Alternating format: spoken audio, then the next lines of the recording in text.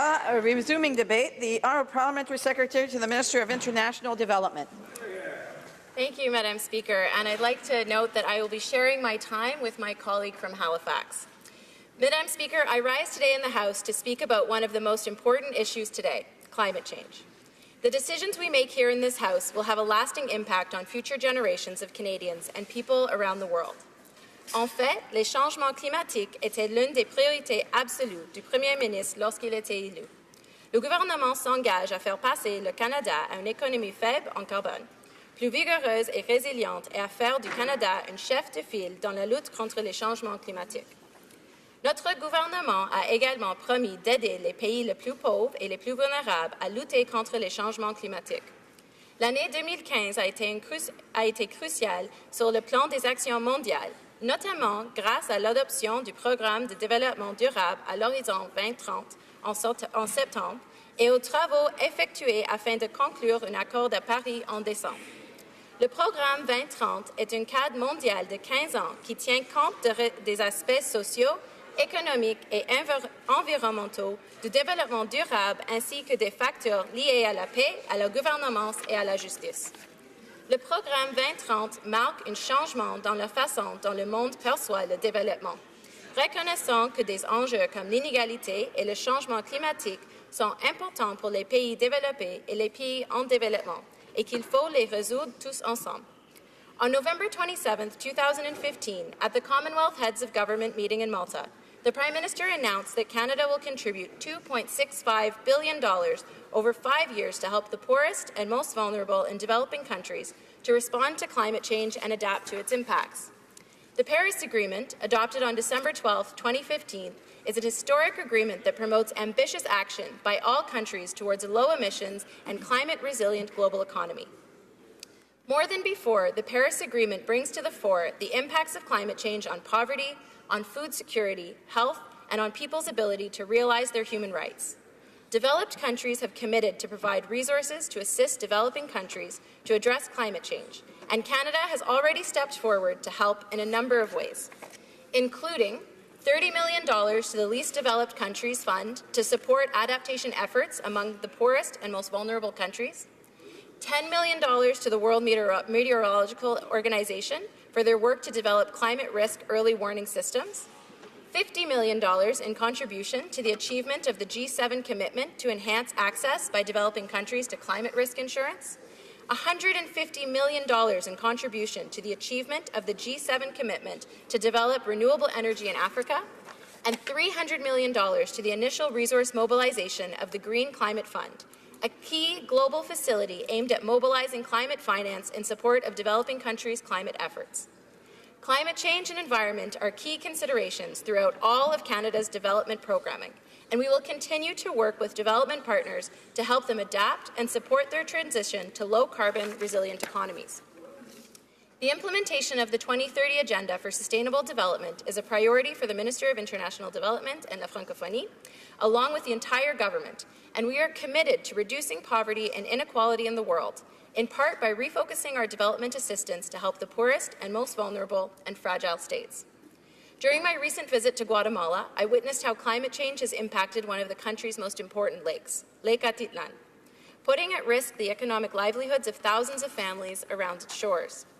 At the end of August, I also saw the devastating results of an El Niño-related drought in Ethiopia, which is facing its worst food security crisis in decades. Failed rains in much of the country have left an estimated 18.2 million people in need of emergency food assistance. Canada's $125 million Productive Safety Net program, recently approved by our government, is just one of the ways we are helping Ethiopia to improve household food security, nutrition, and economic well-being in the face of climate change. Madam Speaker, Canada has much to offer in terms of know-how, expertise, and technology to help the poorest and most vulnerable tackle climate change. The impacts of climate change I saw in Guatemala and Ethiopia are only two examples of how our world is changing.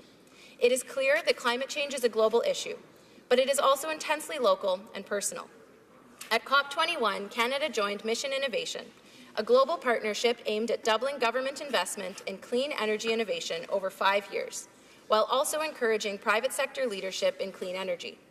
Starting in 2017, Canada will provide over $1 billion over 4 years to support clean technology development in Canada, including in the forestry, fisheries, mining, energy, and agriculture sectors. We will also be investing $100 million each year to support clean technology producers, promote a clean environment and a strong economy, and an additional $200 million to support innovation.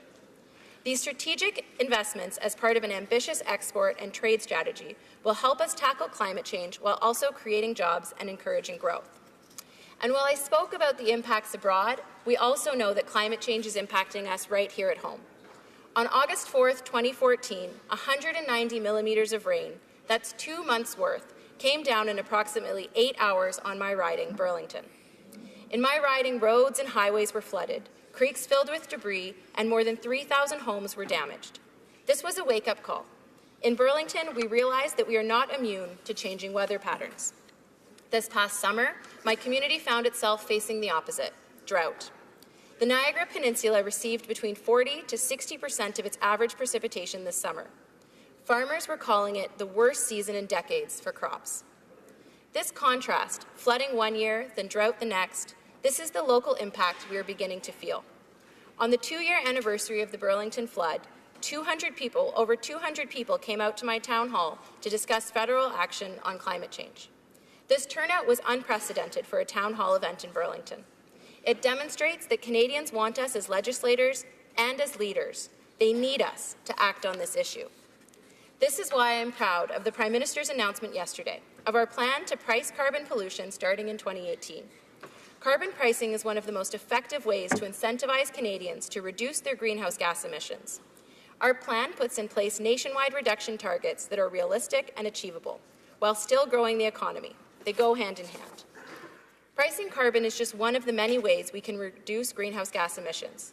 At my town hall, I heard great suggestions from members of my community. Many residents discussed the importance of using systems thinking rather than individual thinking when it comes to climate change action. There are broader structural system changes that can be catalyzed to reduce greenhouse gas emissions. Where 40% of our emissions are produced by the transportation sector, residents talked about the need to examine whole supply chains to ensure that transit and infrastructure developments are green, resilient, and self-sustainable. When we talk about the Paris Agreement and Agenda 2030, we also need to think about local solutions for local needs. At my town hall, residents talked about planting more trees, fewer lawns, and more native plants which are self-sufficient and drought-resistant. This would result in less water use, more carbon capture, and more oxygen in the air. Residents also spoke of the need to support the reduction and recycling of food and material waste, expanding compost programs, and banning plastic bags.